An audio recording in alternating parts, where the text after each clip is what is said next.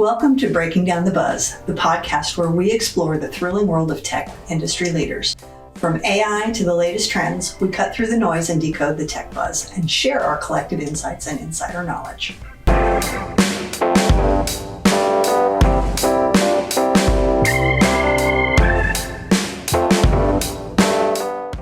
I'm joined today by Bill Slate, the Chief Information Officer at SOAR 365. SOAR 365 is a nonprofit organization dedicated to providing support, programs, and services for individuals with disabilities and their families. With extensive experience in technology leadership, Bill oversees all aspects of SOAR 365's technology strategy, ensuring that the organization leverages innovative solutions to enhance service delivery and improve operational efficiency. Bill's passion for integrating technology with mission-driven work has made a profound impact on the organization and the community it serves. Thank you for joining us, Bill. We're excited to have you. Bill, thank you for joining me. I'm super excited to have you here today. It's a pleasure to be with you, Ro. Yeah. And it's a rainy day here in Richmond. It sure is, thankfully. Yes, you know that it's funny because the rain takes my drive, which should be 30 minutes, and turns it into an hour, and it can rain one drop, it can rain 1,000, it just... Every time. Been in a period here where it's been really cloudy for a while, so I'm looking forward to some sunshine too. Yeah, I'm ready, but I think we're in for winter at this point. Yep. So cool. Well, thank you for joining me. I have just a few questions for you, and it's a conversation, and we will have fun. Okay. Awesome. All right. So can you tell us a little bit about your background prior to SOAR 365 and how you became the CIO of SOAR 365? I have a little bit of insight there, but... Well, I went to James Madison University, majored in information systems, and graduated in 1983. And now I root for the JMU Dukes. Who just stomped North Carolina. And I was there on the front row. Were you really? I sure was. Oh, that's awesome. In front of the cheerleaders. And following school, I went to work for the International Mission Board and served there for 31 years. Wow. And led the software development function, as a global nonprofit faith-based agency. We were all over the world, so I've been a lot of places and seen a lot of things. But we had staff in the U.S. and here in Richmond, Asia and Europe that reported up to me. So I've spent a lot of time traveling and working in nonprofits at scale. I took an early retirement from the IMB because I just couldn't travel that way anymore. It was just wearing me out. And so leveraging our connection, I became a consultant and served at SOAR 365 for almost a year, and then I've been with them as their vice president and CIO, responsible for IT services now for about 7 years. I can't believe it's been that long. I know, and it's all about catching up, and it's been all about a digital transformation. Right. So I'm on the board of SOAR 365, so they're an organization that's obviously near and dear to me, but can you explain a little bit about SOAR 365 and what their mission is? Sure. SOAR 365 is a Richmond-based nonprofit, and we provide life-fulfilling opportunities for individuals with disabilities. So every day is different and fun and new, and I remember last year I came into work and a small farm had brought in some baby goats, and for one of the activities in the day program we had, and so there I am holding a baby goat. So that's a day in the life at SOAR 365 through our programming activities. So I'm just going to stop here and say, if anybody ever shows up with baby goats again, please text me because I'm coming over to see the baby goats. Yeah. So our services range from pediatric therapy all the way through employment services and everything in between. So we operate summer camp programs, adult day youth service programs, and of course we employ individuals. So it's very fulfilling to work. It's an to amazing do this work. organization. Yes. Do you know off the top of your head, and if you don't, it's okay, roughly how many individuals you serve annually? I think we're going to be right around 1,700 or more this year. Our goal is to hit 3,000 served within the next 5 years or so. So That's it could be sooner than that because we're on a pretty good ramp in scaling services, particularly for pediatric therapy and early intervention in particular, which is from birth to age 3. And then our employment, a supported employment program is really scaling up now. And that is placing people in competitive work opportunities across the greater Richmond area. It's such an amazing thing that you all are doing. I mean, I'm very passionate about SOAR 365's mission, obviously, but it's amazing to me. Well, the work we do is rewarding, but it's a very fun environment, especially for me. I get to go to all of our work locations. So my work week can be wildly varied. Right. That makes it fun, though. Yeah. Certainly, yeah. How does technology play a role in the services that SOAR 365 offers?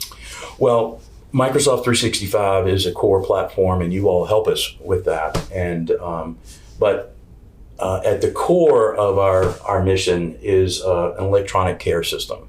And there's a golden thread in healthcare that begins with the diagnosis of a disability. And then there's an intake, and there's a whole intake process that we go through for onboarding new individuals in our programs. There's a lot of documentation that has to be captured, and treatment plans and daily progress notes or notes related to a completed appointment. So for example, if it's a pediatric therapy appointment or a supported employment visit, there has to be strong documentation. So there's a lot of documentation required for serving individuals. And then we have to submit claims for the services we provide so that we can be reimbursed by various funders. And so that is our core platform. We also provide tablets for individuals that are enrolled in our program. So the kids and the adults have tablets with games. These are learning-based games primarily to help undergird what they learn through the day in the activities and the learning opportunities they're provided with. And then we also accommodate individuals who are blind or visually impaired with technologies from Freedom Scientific that help them use computers to perform their tasks every day. It's always impressed me. I know that PT is out right now, but that you're a receptionist of 35 years? It's been a long time. I don't know the exact number. I think it's been 40. Okay. Is blind. Yes. And she has been able to do that job quite well for a long time, being blind. How does that, walk me through the technologies that enable that? So in terms of her using the computer, Freedom Scientific makes these screen reader programs. And so she can't see the screen, but she's got a very good memory. And so everything that is displayed on the screen is read back to her. So if I send her an email message, she's going to give me a reply. But the software will have read that message to her, and then she would either have typed that message or recorded that message back to me. Wow. Now, while she was out of the office for a while earlier this spring, we had to replace the phone system. So we gave her an employee phone directory that was printed in Braille. And we're still working through a couple of things related to the user interface because these modern voice over IP vendors are not all that strong with accessibility capabilities. That's interesting. And it's surprised me a little bit. And so we're working through that. But she's great to work with, and she's fun. She brings a lot of energy. Yeah, and I use her often as an example of if you have the appropriate accommodations, for the most part, most jobs can be done with individuals with disabilities. I mean, obviously there are things, you're not going to have somebody out shoveling or whatnot, but office type jobs are very, very accessible with the right supports, certainly. Yeah. What are some of the biggest technology challenges that you have faced at SOAR 365? Well, when the pandemic first started, we had not been using Microsoft Teams, and our IT team had been testing the Teams functionality, both the website capability and the video conference capability, and we were trying to solve for, can we make meetings across our 5 work locations more efficient? Right. So that was our problem that we were trying to solve for. But nobody wanted to use Teams. Nobody would turn on cameras back then. Nobody. Well, they didn't. They didn't want it. And we're such a high touch organization Right. that being together with people was strategically important. And so we were just trying to get more efficient use of the workday. And so pandemic breaks out, and within days we were enterprise adoption of Microsoft Teams. We saw that everywhere. So We lit up so many Teams licenses, I can't even begin to tell you. and I don't even remember, it was a big blur, but we did it. People walked out the door, worked from home, and now the whole agency loves it. The administrative teams. Yeah. And we actually use Teams in some of the programming activities in order to unify what's going on at one location with another. So, for example, there'll be group exercise sessions, and then individuals in different locations can form friendships Right. over Teams.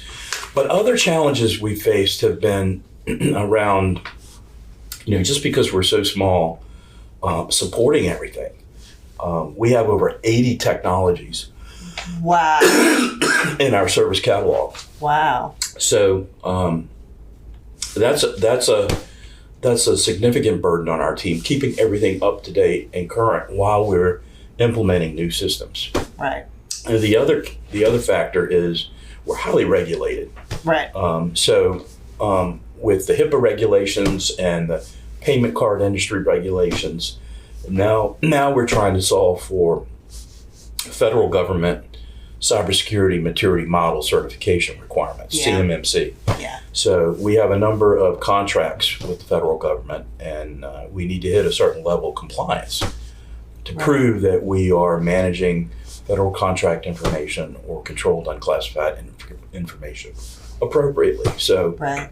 those are huge challenges. Yeah, that for me was probably one of the more stunning things that you all, with the size that you are and the work that you do, have CMMC compliance requirements.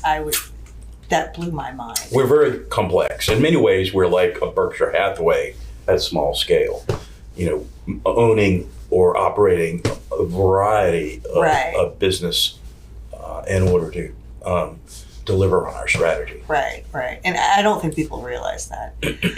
So that leads to my next question around how important is cybersecurity for an organization like SOAR 365? So you have CMMC requirements, but you also have a lot of personal data. I mean, you have HIPAA data. Yeah, it's huge. It's a huge requirement, and it's foundational to everything we do.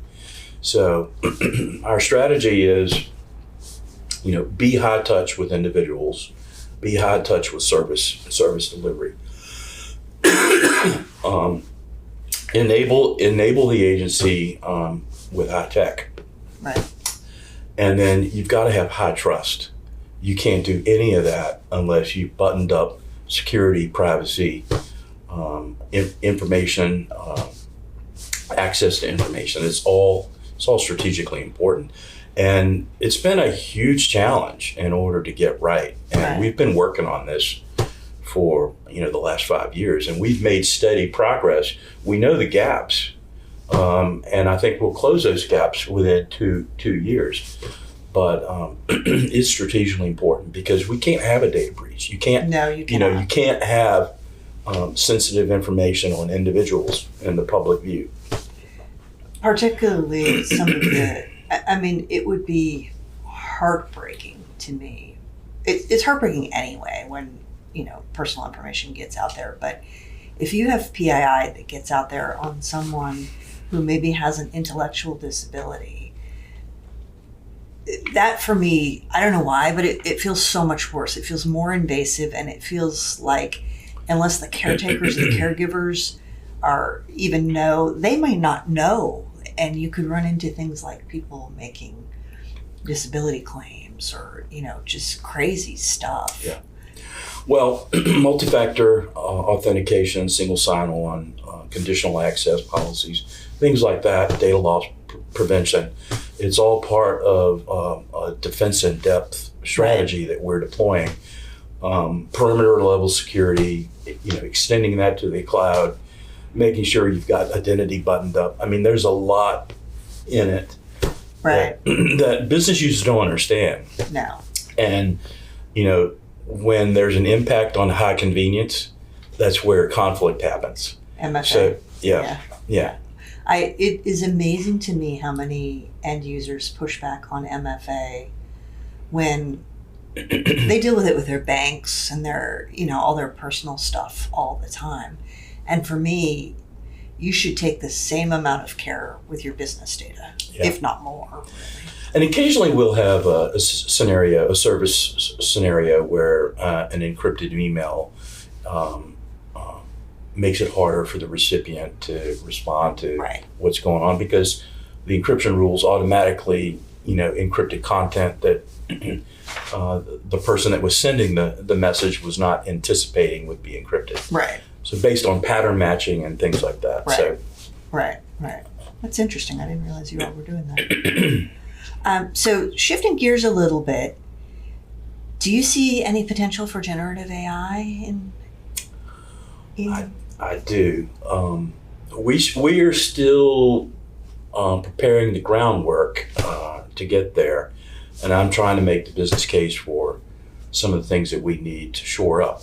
I'm talking about data classification. Absolutely, it's the first thing you got to do. Information, labeling documents and files and things like that. So, but the huge opportunity for us is on our electronic care system, because it's core to everything that we do, and empowering in the creation of treatment plans or daily progress notes with AI generative capability to, improve the completeness, the accuracy, and the quality of notes. Right.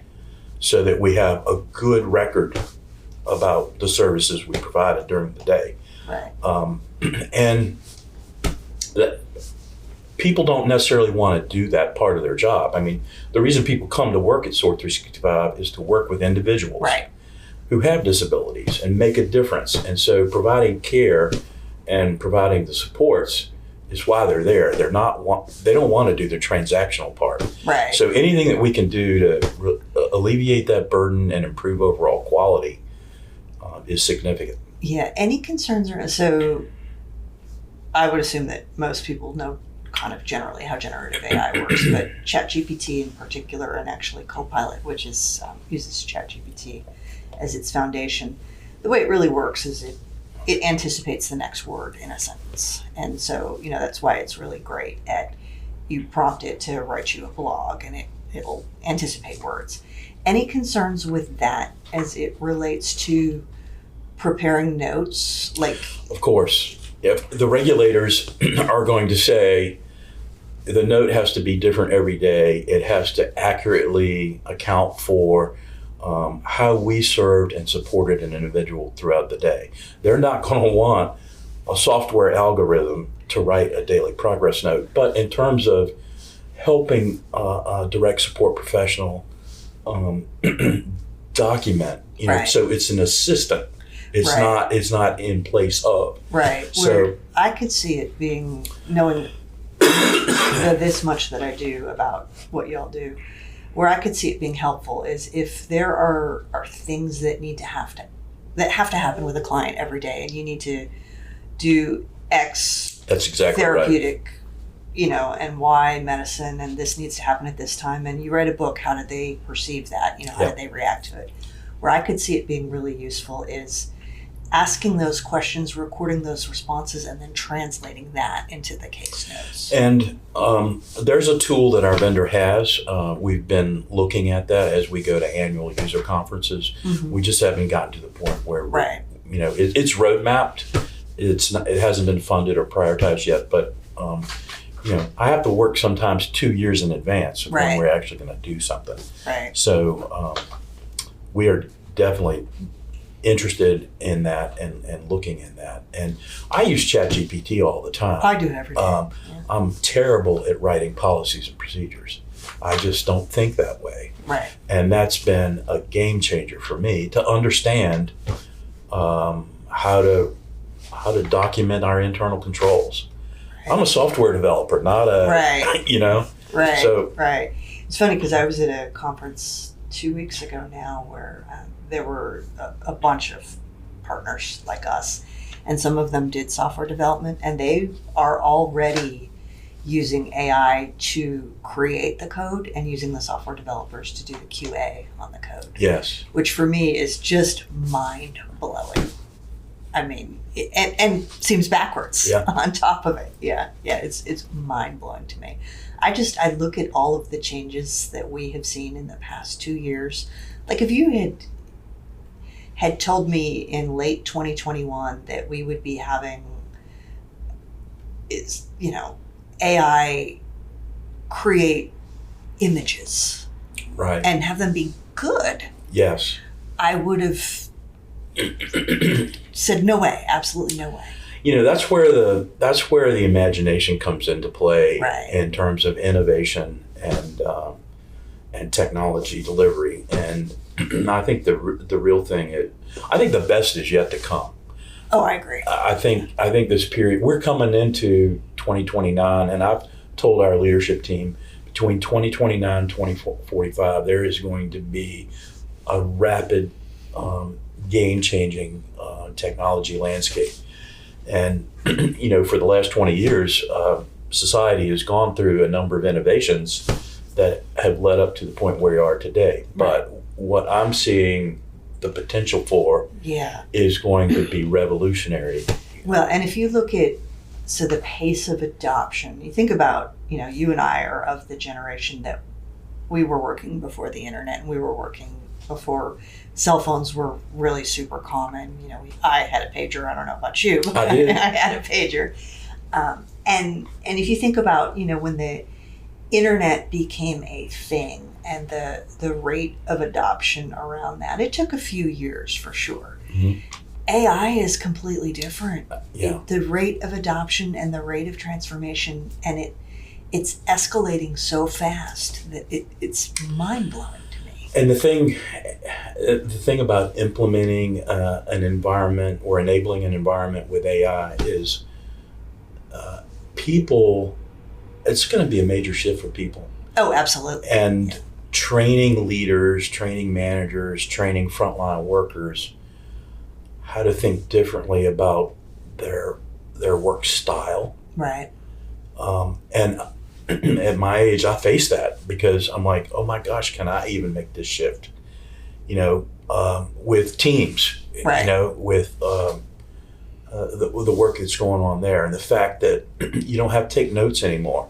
I love it. You get meeting summaries. Well, some days I remember to use that, and some days I don't. And so that's what I'm thinking about is how do we embed that uplift across the entire workforce? Yeah, I'll tell you that what we did in that case was we turned it on by default, and you have to choose to turn it off. Turn it off.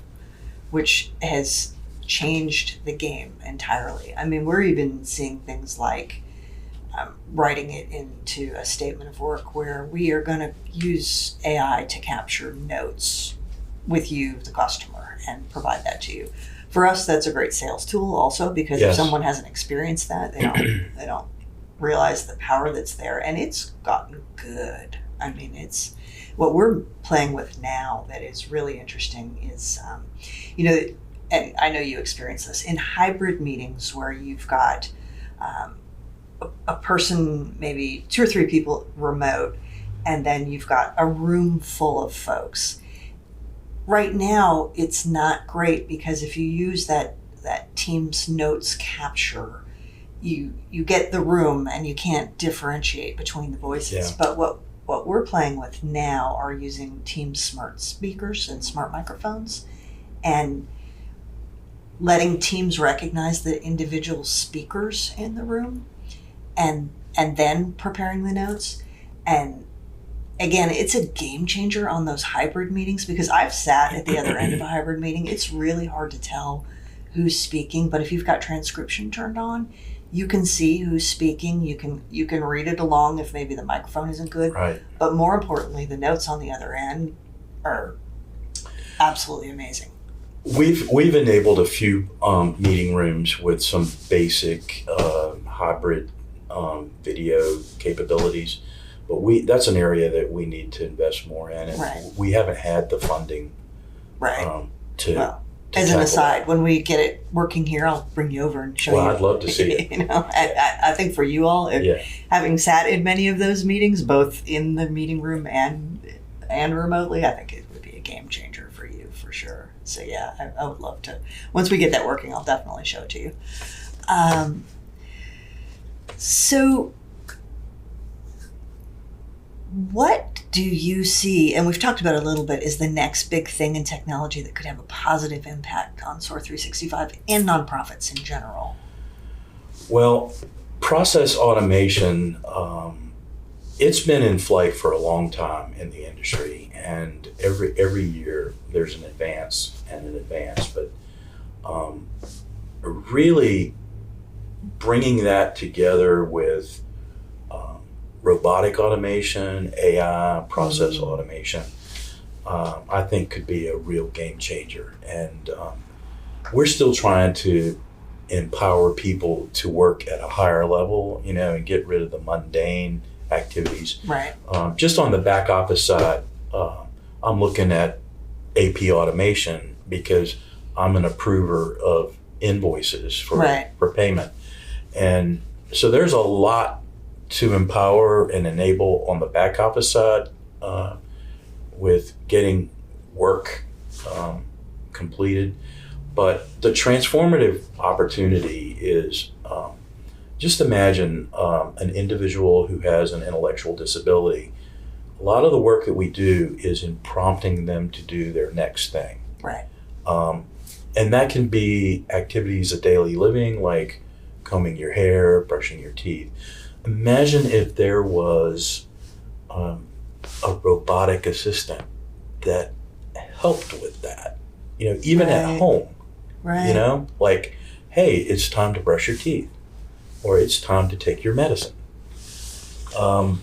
Things like that Yeah. are, you think about assistive technologies, we often think about how do we replace the keyboard or how do we get a mouse or speech enabled, visual impaired kinds of things. But in terms of helping people who are growing older, I was just thinking Right. I might sit. or who Reminders. have a physical disability Yeah. or who have an intellectual disability, there are opportunities there, and there's just not a supply of labor anymore. I mean, the Right. whole world is dealing with, how do we put people to work in the right roles, and we're going to face a labor shortage, and the only way to solve for this is through humanoid type robotic process automation. And Japan has been a leader in this area because they have an aging population and they need people don't make pancakes, right? The robots make the pancakes. So you're seeing this a lot in the food service industry. That's a pioneer. Mhm. Grocery stores have eliminated a lot of things. So there's opportunity for human service organizations That's interesting. to leverage game-changing, Yeah. innovative, Yeah. creative solutions. I think about it even just with having an aging father, things like exactly that, remembering to take your medication at the correct time and did you take it, or, you have this appointment today, pre-scheduling the Uber, kind of all of that. Because if you have an aging parent that lives by themselves, which many of us do. And in my case, my father's on the other side of the country. Unfortunately, I have sisters that live within, 75 miles of him. But there are things that need to happen that we all want to make sure are happening, but without hiring somebody to do it, you don't know. Right. That's super interesting to me. And the other thing is governments and funders, look at quality from an after the fact. Did you document your notes? Did you do this? Are the claims being paid correctly? All of that's in arrears. If you think about taking all of the regulatory requirements, putting them on the front side of service delivery, so that their requirements are built in up front rather than because you can't inspect quality in after an event has already happened. Right. All you can do is lay down a penalty. Right. And think about the effort that legislators and administrators in the world that we live in build into requirements on the back end. Right. And if there's a shift to the front, right, you get better return on your investment at a governance level. Right. So we have just a couple more questions. The first one is, what advice do you have for aspiring CIOs or technology leaders in the nonprofit space? The first thing I would say is use your imagination. In order to be innovative and creative, you've got to envision the future and a future state.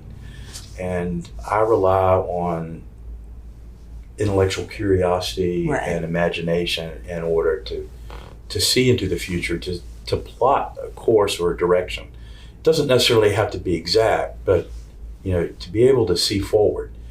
And then to formulate a strategy that allows your team and your organization to get there.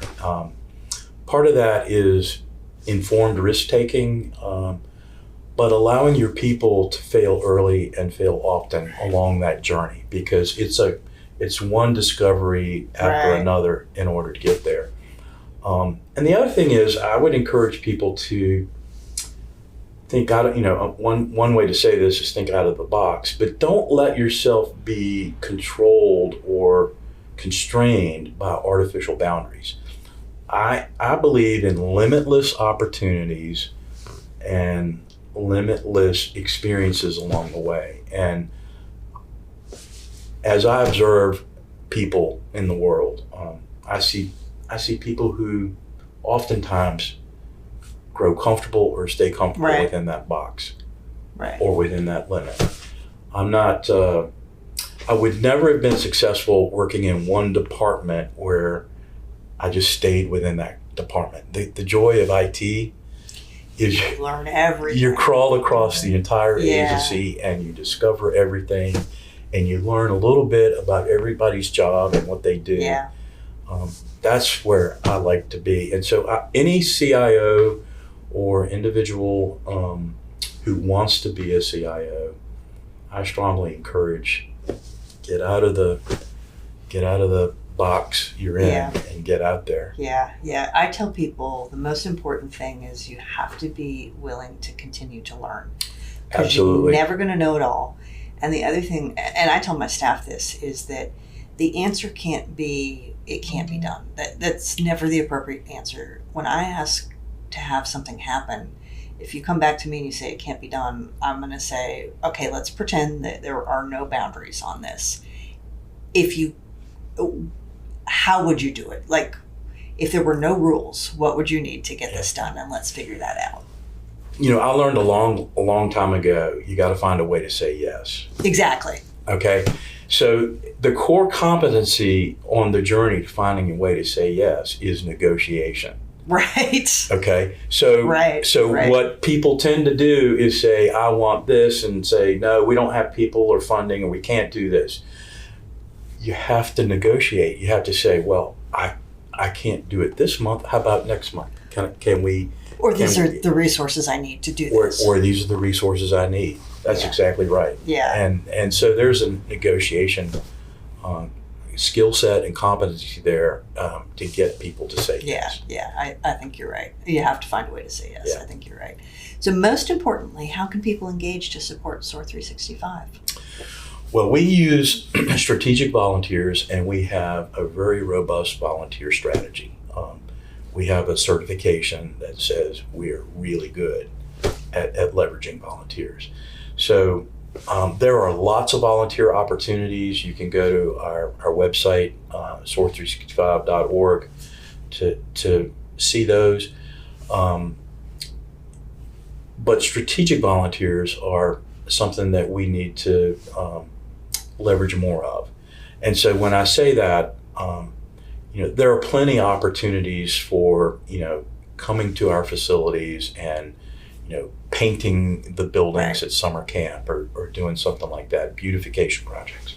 But the real value is in either engaging with our individuals that we're serving or strategically helping. So in my case, getting my team to understand AI better. Right.